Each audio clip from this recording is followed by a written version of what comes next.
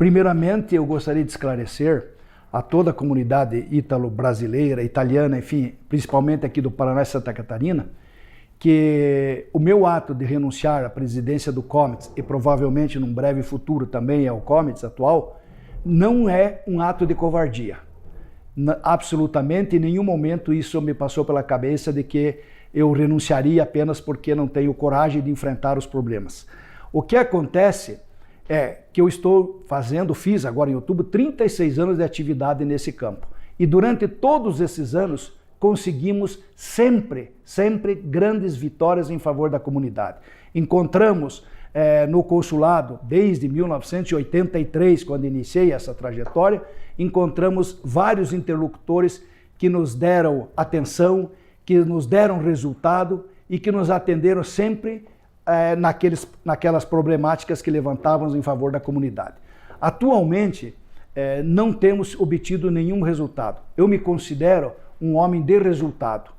Eu disse isso na reunião do Comets, última reunião. Eu me considero um homem de resultado. Se eu estou num lugar em que eu não consigo obter o resultado, não tem sentido que eu continue nele. Então, o que eu quero... até um exemplo bem assim clássico. Eu estou me sentindo um técnico de futebol de um time que não ganha. Quando o time não ganha, tem que se trocar o técnico. E eu acho que nesse momento meu time está perdendo. E talvez o técnico tenha que sair. E foi isso que eu fiz. Então, eu pensei no que poderia ser útil para tentar, digamos assim, trazer de volta aquele diálogo que existia e sempre existiu entre o nosso Comets e a representação consular. Eu espero que o novo presidente que assumiu aí, que é o Luiz Molossi, tenho certeza que ele tem competência, capacidade para conduzir isso. Eu espero que ele tenha mais sucesso do que eu tive nesses últimos anos. E, evidentemente, eu não posso deixar de dizer que também, por problemas pessoais, não é? Já estou chegando numa certa idade, estou dando um espaço para jovens e também estou muito cansado. Então, como o resultado não vem, o cansaço toma conta. E eu acho que é hora de pôr o pé no freio, de parar e de dar oportunidade para outras pessoas. Mas você fala que essa falta de resultado também decorre da falta de interlocução? Sem dúvida. Eu dou um exemplo assim muito clássico. Quando você trabalha, no final você obtém um bom resultado, pode ser até do lado financeiro, quando é o caso de um comerciante ou de alguma atividade, pode ser um caso de conseguir resultados, como é o nosso caso, resultados práticos, você se sente feliz, você não se sente cansado, porque você cansa fisicamente, mas o resultado veio, então você sente feliz. Nesse momento, nós não estamos conseguindo interloquir com ninguém que possa nos dar o resultado que nós precisamos. Então, será que o problema sou eu? Ou será que o problema decorre da falta dessa interlocução de alguém do outro lado? Vamos ver. Por isso eu saio de cabeça erguida e deixo esta atividade para que outro conselheiro, outro presidente, possa fazer esse papel talvez bem melhor do que eu fiz até agora. Não temos notícia de caso semelhante no Brasil, pelo menos desde que o Comets existe, né? Não. No Brasil nunca teve caso de renúncia de presidente, de Comets, né? Houve sim em outros países. Eu lembro quando eu estava no TGE da Alemanha, houve um caso grave em que a discórdia foi grande e renunciaram, mas aqui no Brasil é a primeira vez que isso acontece e infelizmente aconteceu comigo e aconteceu com o nosso Comets, mas eu acho que o passo é correto, é isso que eu tenho que fazer, estou tranquilo. Você colocando assim, torna a questão um problema quase pessoal. Então, o que houve de fato nessa falha ou nessa não interlocução? Bem, o que eu posso dizer é o seguinte, veja, nós recebemos várias vezes, né, a autoridade consular nas nossas reuniões, né, sem nenhum problema, sempre tivemos este relacionamento. Atualmente nós recebemos correspondência em que era proibido o conselheiro, entre aspas, fazer comício, era proibido a imprensa ou qualquer pessoa registrar a reunião, gravar a reunião. Então isso se tornou um ponto de conflito muito grave, né? E como nós não estamos conseguindo resolver esses conflitos, eu repito mais uma vez, desculpa isso ser repetitivo, mas é a hora do técnico ser trocado que o time está perdendo. Vai. Em nenhum momento a gente teve intenção de criar conflito entre os conselheiros, entre o presidente, entre o Comets em si e autoridade consular. Né? Esses conflitos decorrem de várias coisas que aconteceram no arco dessas atividades.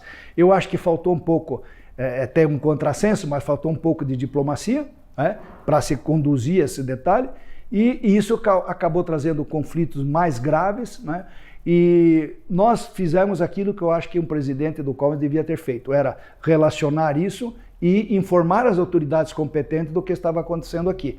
Então, claro, isso não tornei público, não achei necessário, mas é evidente que eu comuniquei às autoridades competentes que estava havendo um conflito em Curitiba entre a autoridade consular e os conselheiros do COMETS e o COMETS em si.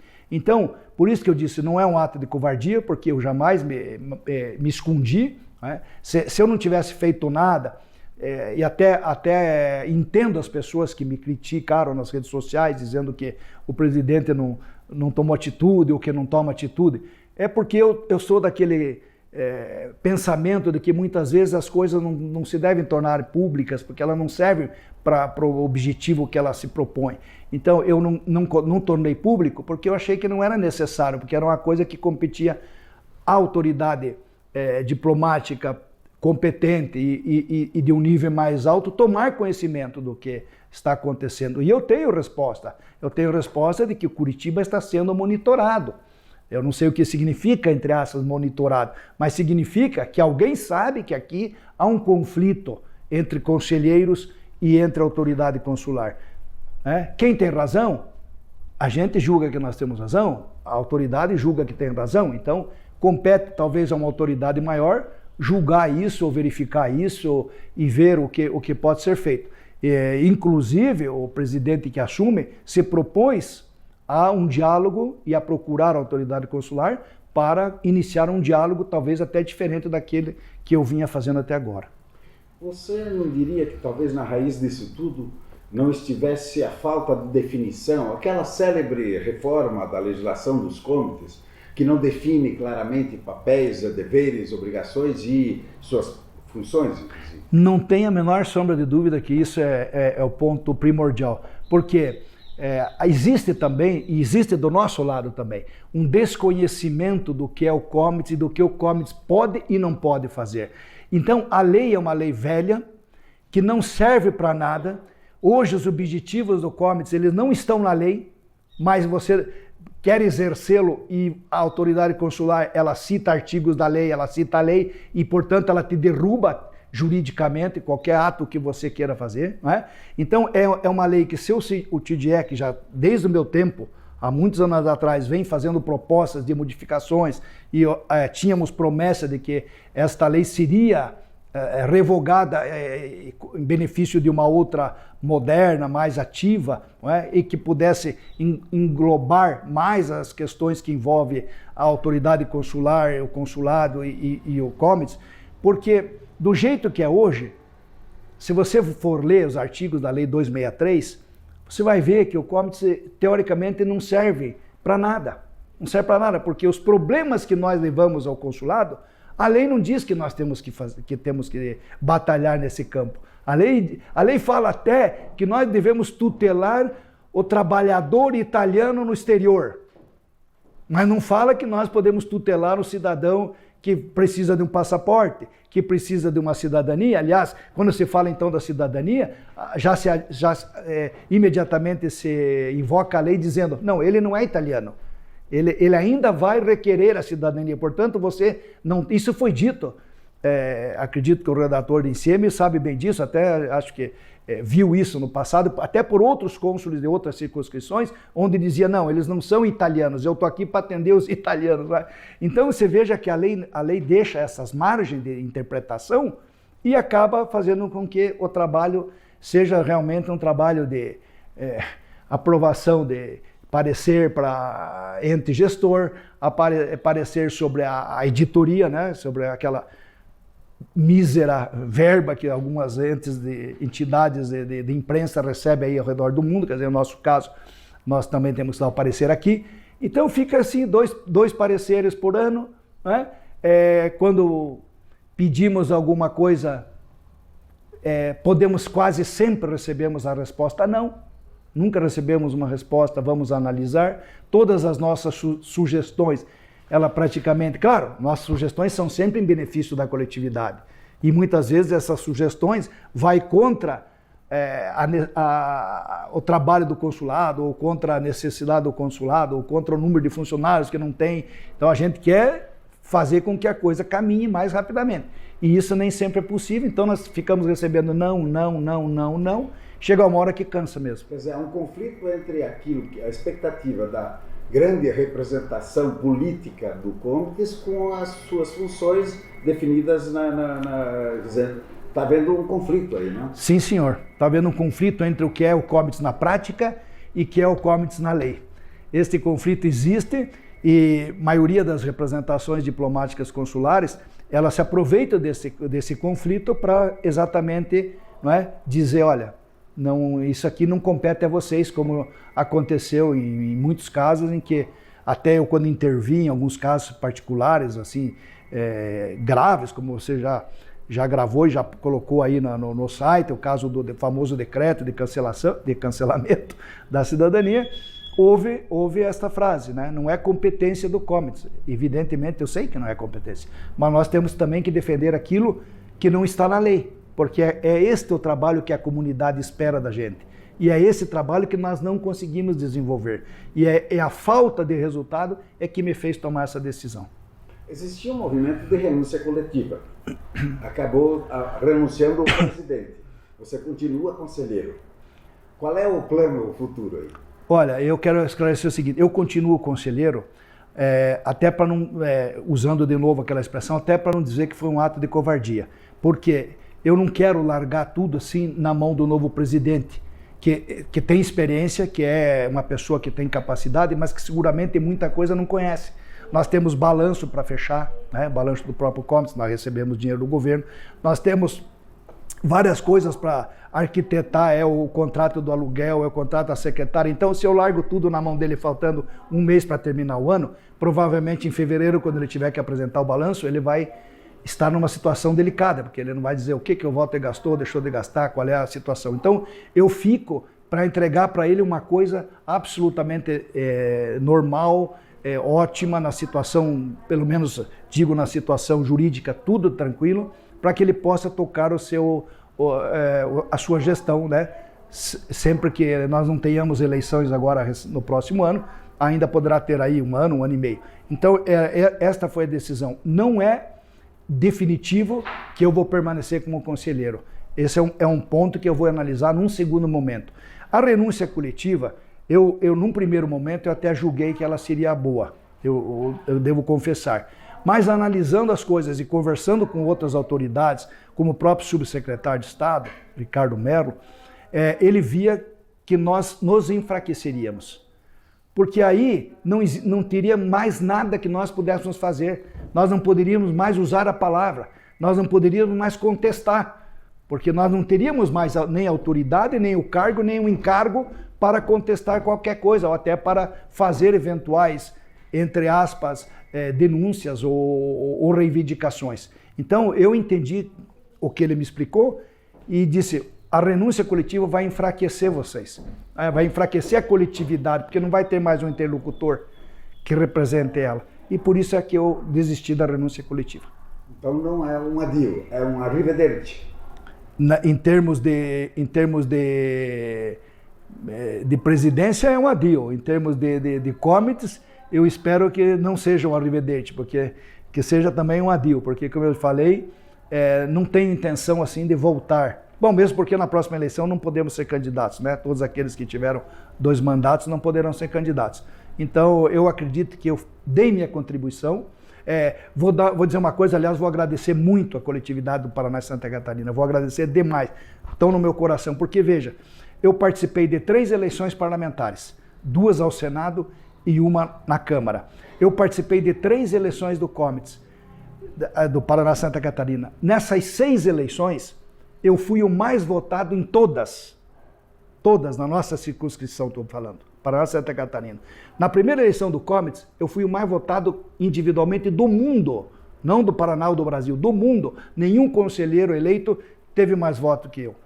Então eu interpreto isso como um reconhecimento do que aquilo que eu fiz naquele tempo, do que eu vinha fazendo, e que é agora aquilo que eu não posso mais fazer e que eu não tenho conseguido fazer. Nesses anos todos, né, inclusive quando eu falava de eleições, eu esqueci de mencionar que eu fui 2 vezes candidato ao TDE, e as 2 vezes que eu fui eleito, na segunda vez que era a renovação, nós tínhamos 4 cadeiras, eu fui o único reeleito. Dos 4 conselheiros, eu fui o único que voltou para Roma, né? Então, isso significa alguma coisa no meu sentimento, né? Mas você veja, posso dizer o que eu fiz assim em linhas mestras. Lembro muito bem quando eu fui pessoalmente ao departamento de pessoal em Roma e disse que o consulado tinha pessoas menos orgânico do que aquilo que ele necessitava. O ministro Cardilli, na época, me disse, me peça uma missão, que a gente chama, que é para vir um funcionário por alguns meses, que eu vou resolver isso aqui. Liguei para o cônsul na hora do próprio gabinete dele e falei, cônsul, peça uma missão aí que vai ser dada. Veio um funcionário aqui, ficou 6 meses aí fazendo trabalhos extras, né? Você vê, isso aí não é coisa que a gente divulga, porque é mais que obrigação do que o consulado tenha pessoas e coisa, né? Porque hoje, um dado muito importante, hoje o número de funcionários do consulado com 100 mil inscritos é o mesmo que tinha quando eu fui eleito a primeira vez, com 24 mil. Pois é. Tinha o mesmo número de funcionários. Então isso não é uma deficiência nossa, porque nós vivemos... Não existia fila da cidadania. Não existia fila de cidadania. A fila era atendida, eu lembro bem quando eu comecei isso, eram atendidas 5 pessoas de Curitiba e 5 do interior. Não é?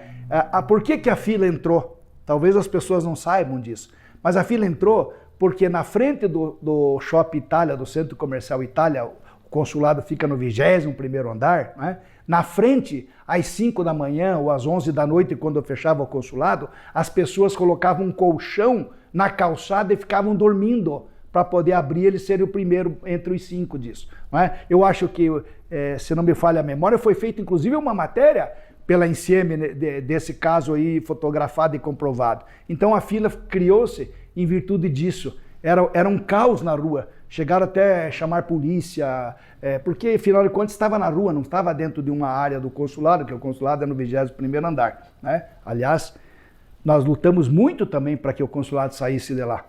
Inclusive para ir para o térreo do Centro Comercial Itália, perdemos uma boa ocasião, não conseguimos. Né? Aqui nunca se achou uma casa, uma coisa que pudesse atender, como foi feito recentemente em Belo Horizonte. Né? Mas veja um ato meu pessoal, que também Insieme deve ter testemunho disso. O consulado de Recife está aberto porque a primeira voz que levantou contra o fechamento do Recife fui eu, porque eu tive a sorte e também a obrigação de estar em Roma naquela ocasião em que foi anunciado o fechamento. E eu, a ministra, a embaixadora hoje, Belloni, eu disse para ela, não vou argumentar politicamente por que não se deve fechar o consulado? Porque existiam tantos consulados que estavam fechando que todos os conselheiros iriam falar politicamente que não podia fechar. Eu falei, vou falar tecnicamente. Não pode fechar porque a Fiat está construindo uma fábrica nova em Goiânia, no estado de Pernambuco, para produzir 450 mil carros por ano. Não pode fechar porque a Itália vai disputar a Copa do Mundo e as 3 partidas vai ser no Nordeste, jurisdição consular do Recife. Não pode fechar porque Fortaleza tem o maior número de italianos presos do Brasil, né? Então, dados técnicos que eu obtive graças ao querido e eterno amigo Salvatore Scalia, que não está mais entre nós, mas ele ajudou muito me dando informações, e o cônsul da época, que me forneceu rapidamente essas coisas técnicas. Levei a lista de espera de Roma, porque no início ela era impressa, era um negócio assim, joguei em cima da mesa, falei que era uma vergonha isto, que não se podia admitir uma coisa dessa, que o consulado convocava 100 pessoas por ano, às vezes não convocava nenhuma, às vezes tinha eleição, diziam que não... Conseguimos com que o consulado, e isso a gente tem que dizer, convocasse agora 3 mil cada semestre.